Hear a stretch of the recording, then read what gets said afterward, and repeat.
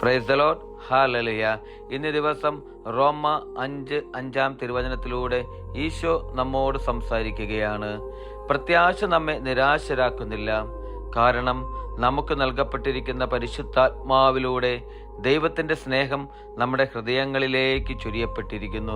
ഇന്നത്തെ തിരുവചനത്തിലൂടെ നമുക്ക് കാണുവാൻ സാധിക്കും ദൈവത്തിൻ്റെ അനന്തമായ സ്നേഹത്തെക്കുറിച്ച് വചനം നമ്മോട് സംസാരിക്കുന്നത്. വചനം പറയുന്നു, പ്രത്യാശ നമ്മെ നിരാശരാക്കുന്നില്ലെന്ന്. എൻ്റെ പ്രിയപ്പെട്ട സഹോദരരെ, ഇന്ന് ഈ തിരുവചനം കേൾക്കുന്ന ഓരോ വ്യക്തികളോടും എനിക്ക് പറയാനുള്ളത്, ഈശോയിൽ വിശ്വസിക്കുക, വചനത്തിൽ വിശ്വസിക്കുക. വചനം പറയുന്നു, പ്രത്യാശിക്കുന്നവർ ലഭിക്കുമെന്ന് വിശ്വസിക്കുക.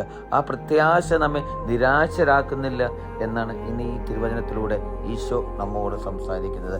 വചനം പറയുന്നത് എങ്ങനെയാണ്? നമുക്ക് നൽകപ്പെട്ടിരിക്കുന്ന പരിശുദ്ധാത്മാവിലൂടെ. എൻ്റെ പ്രിയപ്പെട്ട സഹോദരരെ, ഈശോയുടെ വാഗ്ദാനമായ പരിശുദ്ധാത്മാവ്, ആ പരിശുദ്ധാത്മാവിലൂടെ ദൈവത്തിൻ്റെ സ്നേഹം നമ്മുടെ ഹൃദയങ്ങളിലേക്ക് ചൊരിയപ്പെട്ടിരിക്കുന്നു.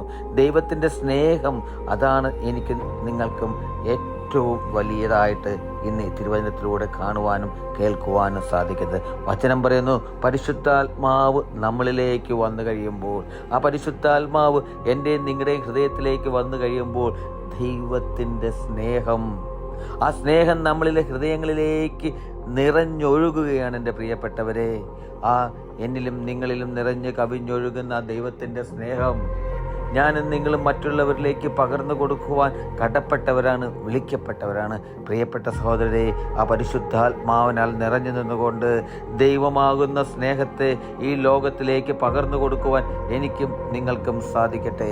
ഹല്ലേലൂയ. ആമേൻ.